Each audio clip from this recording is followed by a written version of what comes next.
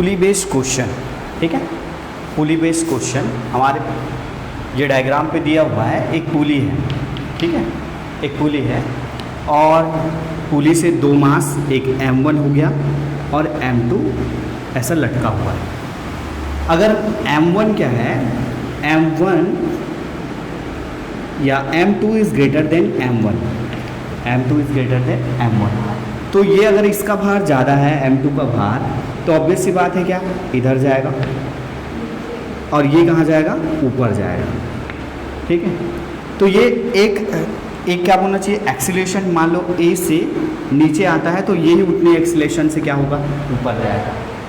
अब यही एक्सीलरेशन ये, और यहाँ पर क्या रहेगा, ये स्ट्रिंग है, स्ट्रिंग में क्या रहता है, टेंशन। सेम स्ट्रिंग है तो यहाँ T है तो यहाँ भी क्या रहेगा, T। ये T और A की वैल्यू हमको क्या करना है, फाइंड आउट करना है। आ रहा है समझ में। हम लोग जैसे कि डिफरेंट ब्लॉक वाला, ऐसे ऊपर जाते हुए ब्लॉक, फिर नीचे जाते हुए ब्लॉक, वो सब हम लोग बनाए हुए हैं क्वेश्चन। तो उसी का कॉन्सेप्ट यहाँ पर यूज़ करके हमको क्या निकालना है, टेंशन T और एक्सीलरेशन A की वैल्यू क्या करना है, फाइंड आउट करें। आ रहा है समझ में। अब देखो कैसे फाइंड आउट करेंगे हम लोग, टेंशन T और एक्सीलरेशन A की वैल्यू कैसे फाइंड आउट करेंगे। यहाँ पर देखो, इतने पार्ट को देखो, ये कहाँ जा रहा है, अपवर्ड जा रहा है। Suppose it is moving with acceleration in upward direction, तो ये अपवर्ड मूविंग ब्लॉक हो गया, ये डाउनवर्ड मूविंग ब्लॉक हो गया। आ रहा है समझ में। इसमें अपवर्ड मूविंग ब्लॉक में जैसे ये हमारे पास ऐसा रहता था, ऐसा करके M, तो हम लोग क्या क्या फोर्स लेते थे, T अपवर्ड पे, इसका भार है ना, वेट किधर, डाउनवर्ड, और रिमेनिंग फोर्स जो रहता था एक्सीलरेशन के कारण M × A, जो रिमेनिंग में लेते थे। तो वैसे ही बस कॉन्सेप्ट इसको लेना है। देखो क्या, इसके लिए फॉर ब्लॉक कौन सा, M1 के लिए कैलकुलेशन करो, क्या है, अपवर्ड T, अपवर्ड पे फोर्स T, डाउनवर्ड पे क्या लग रहा है, M1 × G minus M1 × G, और इक्वल टू के बाद रिमेनिंग फोर्स क्या रहेगा, M1 × A। हो गया। तो T इक्वल टू कितना हो जाएगा, M1G plus M1A, equation number 1 लेगा, ठीक। अब फिर किसके लिए, for calculation for block M2, block M2। तो M2 के लिए क्या रहेगा, इसमें भी देखो, अपवर्ड पे फोर्स क्या लग रहा है, टेंशन T, डाउनवर्ड पे M2, इसका वेट लगेगा M2 × G equal to remaining force M2 × A but with minus sign, क्योंकि इसमें जो रिमेनिंग फोर्स है ये अपवर्ड पे लग गया, डाउनवर्ड पे लग गया, उसके बाद जो फोर्स है वही तो उसको कहाँ ले जा रहा है, नीचे। तो रिमेनिंग फोर्स नीचे, और ये डाउनवर्ड फोर्स के सामने माइनस साइन है, इसलिए यहाँ पर भी माइनस साइन, ठीक। तो T इक्वल टू कितना आ गया, M2G माइनस में M2A, equation number 2।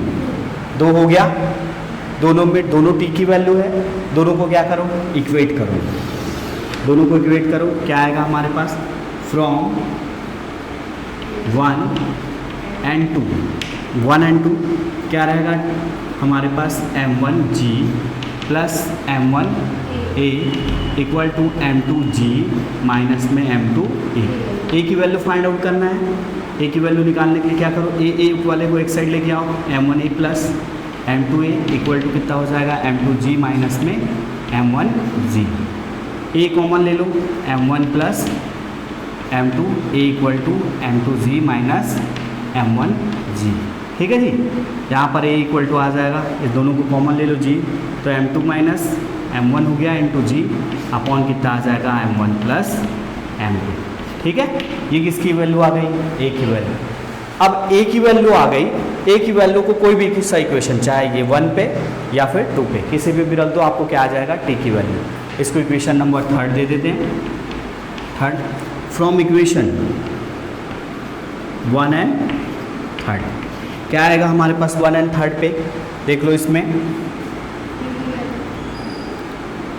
T equal to M1G plus M1 M2 minus M1, ठीक है। यहाँ पर क्या हो जाएगा, M1 प्लस M2 जी। एलसीएम लो, क्या आ जाएगा, T का इधर इसका इसमें इंटू हो जाएगा, क्या आएगा, m1, ठीक है, m1 plus m2, m1 into कर दो, इसमें क्या रहेगा, m1 m2 माइनस में m1 का स्क्वायर, ठीक है। इसके पास भी जी है, इसके पास भी जी है, ये दोनों जी को एक साथ बाहर निकाल दो जी, ठीक। ये इससे इंटू हुआ है तो ये आ गया, ठीक। और क्या है, m1 प्लस m2, ठीक है। इससे इंटू करो, क्या आएगा, t इक्वल टू आएगा m1 square plus m1 m2 plus में m1 m2 माइनस में m1 का स्क्वायर अपॉन क्या आ गया, m1 प्लस m2, और सबसे बाहर पे क्या है, g। ये और ये कैंसिल हो गया, क्या बचा तुम्हारे पास, t इक्वल टू आ गया 2 time m1 m2 upon m1 plus m2 into G. ये क्या आ गया, टेंशन की वैल्यू, ठीक। अब आपके पास कोई डेटा दिया हुआ है, मान लो m1 का मास दिया हुआ है, m1 का मास दिया तुमको 10 kg, m2 का मास दिया 15 kg, तो एक्सेलेरेशन निकालना है, आप डायरेक्ट इसमें रखो और निकाल लो। समझ में आ रहा है, लेकिन कॉन्सेप्ट मालूम होना चाहिए आपको। कॉन्सेप्ट से ये नहीं पता रहेगा कैसे बनाना है इसको, तो हर बार डायरेक्ट फॉर्मूला काम नहीं आता। समझ में आ रहा है क्या, तो डिफरेंट, अगर चीज़ें डिफरेंट रहेंगी तो आपको डेरिवेशन करने आना चाहिए। पहले दोनों तरफ से टी की वैल्यू निकाले, इसके लिए फिर इक्वेट किए, एक ही वैल्यू आया, एक ही वैल्यू को यहाँ पर पुटअप किया, हमारे पास क्या आ गया, आंसर आ गया। आया समझ में, तो ऐसे बनाना है आपको, क्लियर है। नोट कर लीजिए, फिर उसके बाद ये दोनों की वैल्यू रख के एक क्वेश्चन बना लेते हैं हम लोग, ठीक है।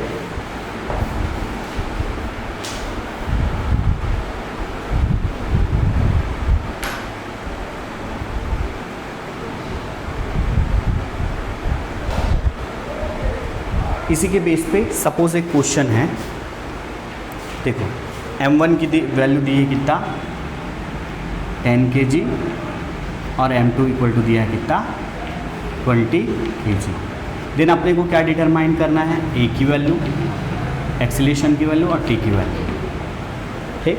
फाइंड आउट कीजिए इसको, ठीक है। डायरेक्ट फार्मूला से निकाल सकते हैं या फिर वापस ऐसे डेरिवेशन करके निकाल सकते हैं। हाँ, अब ये बेटा पेपर में जैसे ऐसे ही क्वेश्चन आता है, सिंपल सा पुली लगा हुआ है, ठीक है, और अपने को निकालना है तब की बात अलग है, ठीक है। लेकिन अगर हमारे पास क्या है, अगर ये मान लो ऐसा नहीं रहा, तब फिर क्या करना पड़ेगा, आपको डेरिवेशन करना पड़ेगा। दूसरी बात, इसमें क्या है, ये m2 को ग्रेटर लिया हूँ, तो यहाँ पर क्वेश्चन में क्या है हमारे पास, जो a की वैल्यू आई है a, m2 माइनस m1 आया। लेकिन अगर ये m1 ग्रेटर होता तो वहाँ पर हम लोग जब डेरिवेशन करते हो तो m1 माइनस m2 आता। आ रहा है क्या समझ में?